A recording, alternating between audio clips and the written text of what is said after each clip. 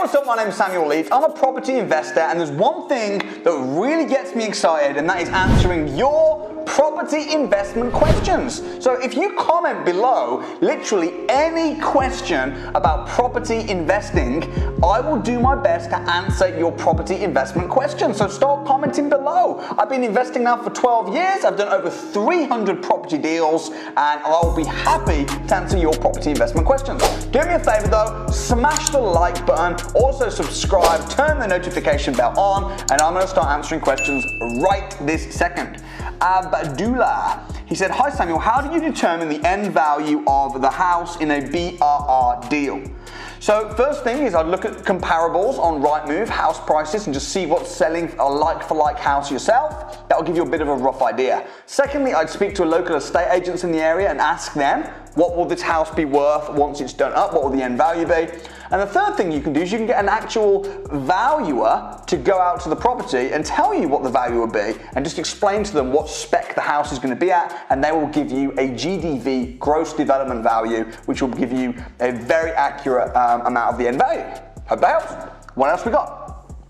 Sachin Patel. Hi Samuel, when starting out, did you decide on the size of the portfolio, how did you decide on the size of the portfolio you're working towards? I'm sure this would have changed over time, but right at the start, was that thought out or goal?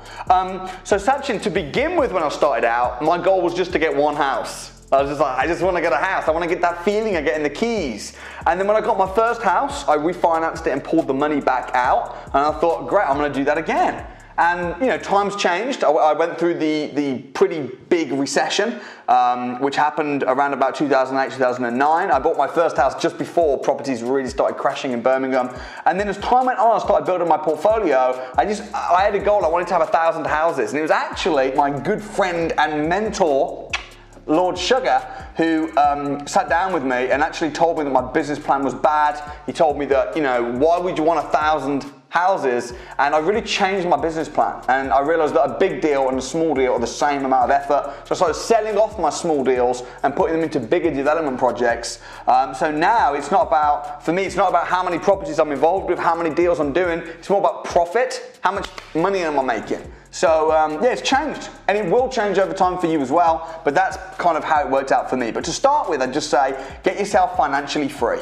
How many properties do you need to be able to retire? Do that first, and then you can start playing and growing and scaling. Hope that helps. Jordan Griffith says, I have found a one-bed flat where I can knock down the kitchen wall and split the living room to make it a two-bed. I was wondering what the process is to do this and how. Would I need planning permission? Jordan, no, you shouldn't need planning permission to turn a one-bed flat into a two-bed flat, especially if you're turning one room into another room. You're turning a big kitchen and you're knocking it down and you're turning just space, like living area, sitting room. I mean, I always say, to turn a sitting room into a bedroom, you just put a bed in it. You don't need planning permission to do that. But if you're ever unsure, speak to the local council. But no, you shouldn't need planning permission to do that. Chantel, if I wanted to buy my council flat for a discount, could I take out the equity straight away and invest in a second property? Ooh, good question. So Chantel, if you are buying a council property at a discount, I assume you're talking about the right to buy scheme, which is very different from the help to buy scheme, very different from shared ownership. You can't sell the property for 5 years, lest you have to pay back the council part of the discount that you bought, and it's like a sliding scale. If you want to refinance the property, I don't think there's any rules to stop you doing that, but I imagine that many lenders, you might struggle. I'd probably speak to a mortgage advisor about that and see what the options are, but it sounds like a great plan to me if you can do it, so good luck. All right, Artist Flows. I've bought my first flat as a buy-to-let. Best thing to do next. Waiting for a deposit again is going to take me 1 to 2 years. The slow way to build your portfolio is to work hard, save deposits, and buy. That is the slow way. You can speed things up by applying different strategies like lease option agreements, which is where you buy a property now but pay for it later, and then you're just going to pay a very small, as little as a £1 option fee. Of course, you'll have to pay your legal fees as well. So you can do creative things like that. You can do joint ventures, start finding some better, juicier deals and asking investors to put the money in. I would suggest doing that. rather than doing it the slow way, 100%. OA. Hi Samuel, first of all, I'd like to say thank you for your time and videos. You're so welcome. By the way, if you like my videos, do me a massive favor, smash the like button. Also, I'm looking forward to reading your comments as well. So comment your questions, I'll be answering them real soon. My partner and I have just bought our first house in London for £400,000. We've put a £60,000 deposit. I just wanted to ask approximately how much equity can I release after 5 years, and do you think we should wait for 5 years or remortgage after 2-year fixed interest term? I look forward to your reply. Listen, after 2 years, if the house has gone up in value and you've got equity, I'd release straight away. Well, I don't know why you've got this 5-year thing in your head. What's 5 years got to do with anything? If you've got 2-year fixed mortgage term, and after 2 years there's equity to be released, then refinance and pull out as much equity as you can, and then reinvest it, for sure. I'll do it as soon as you can. Colin Grant. About to purchase my first buy-to-let, all from listening to you. Congratulations, good job. I'm in Birmingham and not too happy with my solicitor. Can you recommend a solicitor to use for my next purchase? Colin, the problem is if I recommend you my solicitor on YouTube, every single person's going to use that solicitor, and then you're not going to be happy with that solicitor because he'll be too slow because everyone's using him. In all seriousness, solicitors do tend to be a bit slow. I don't know why you're not happy. My suggestion would be probably to speak to a property investor such as me, but probably not on YouTube. I have to be careful endorsing people. Just ask for a recommendation. It's really important that you've got a good power team. You know, your solicitor, your accountant, your mortgage broker, your letting agent, your estate agents, your builders, all these people are really good. So try asking around. Sorry I can't help you more than that. Maybe join Samuel 365 and then we'll have a conversation. I'll hook you up with my team.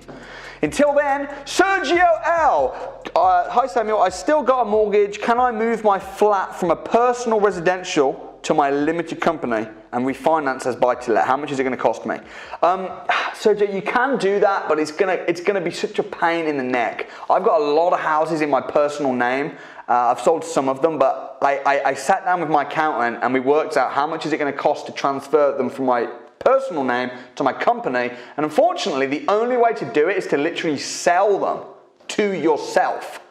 You cannot just switch them over easily. It's a nightmare, and you're going to obviously have to pay stamp duty, tax, and all kinds of stuff. So I would advise maybe consider just leaving it in your personal name, but speak to an accountant.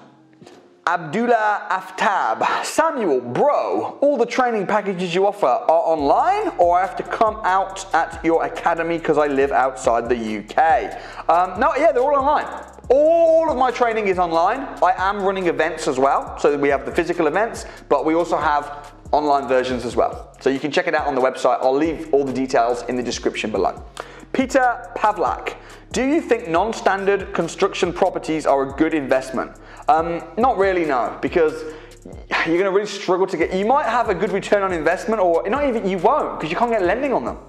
You might have a good yield, but you're going to really struggle to get a good return on investment because financing options on most non-standard construction properties are really bad. And even if you manage to get it, you're going to struggle to sell it if you ever want to sell it. So generally speaking, be careful. I'm not saying always no, but be careful with non-standard construction, which means, by the way, it's just built not the traditional standard brick way. And you can usually tell by looking. If an estate agent is selling a non-standard construction property, they should have to put it in the description so you can see. If not, it's going to come up in your legal pack. Your broker's going to tell you pretty quickly when the lender's unhappy. But yeah, I'd probably say be careful. SM. Hi Samuel, I'm looking to buy a BMV, below market value that is, 4-bed HMO in Article 4 area. The seller does not have copies of tenancy agreements to prove HMO status before Article 4 came into force, but the property was entered into and declared as a 4-bed HMO in a register kept by the council before Article 4. I've seen the proof of this in the register. Would you proceed on this basis? So SM, basically, if the council are happy, it's okay. So as you've said, it's below market value, that's great. With a HMO property in Article 4 area, I've had situations where I've bought a property and I've had to turn it into a HMO, and I've had a very limited time frame to do that because Article 4 is about to come in. And I've asked the council, it was actually Wolverhampton Council, I said, what do I need to get the grandfather rights to prove that this was used as a HMO prior to Article 4 coming in? And they said, literally, if I've just got fire doors in the property and stuff and I can show evidence of that, that would be good for them. So I think each council's probably operate slightly differently, but if the council are happy and they've said, yep, we've got proof and it's written down, you should be fine. So, you know, but as I say, check with the council, and they all work slightly differently. All right, last question. I want you to comment below as well, because I'll answer your questions next week. This is Lornas Mycleonis. Hi Samuel, buying non-habitable property, do you have to pay stamp duty? The answer to that is no, you don't pay stamp duty if the property is not habitable. I'm in the process of buying a house which I'll turn into a HMO once it's fixed up. Also, I'm thinking to buy a rundown house for myself and then switch to residential mortgage once it's done up. Do you think it's possible? Yeah, sure. I mean, if you're moving into it yourself and you're fixing it up, you could sell it and you won't pay any tax. Because if you move into a house and it's your home residence and then you fix it up and sell it, you won't pay tax. Equally, if you refinance it, you won't pay tax either, so either way you're pretty good. I wish you all the best. Thanks so much for watching this week's Q&A Sunday. Next week, I'm going to answer your property investment questions, so all you need to do, comment your questions below. I'll do my best to answer them next week. Also, wouldn't it be terrible if I answer your question, but you don't even know I answered it because you're not subscribed? So subscribe below, turn the notification bell on so you don't miss the video where I answer your questions. Thanks for watching. I'll see you next time.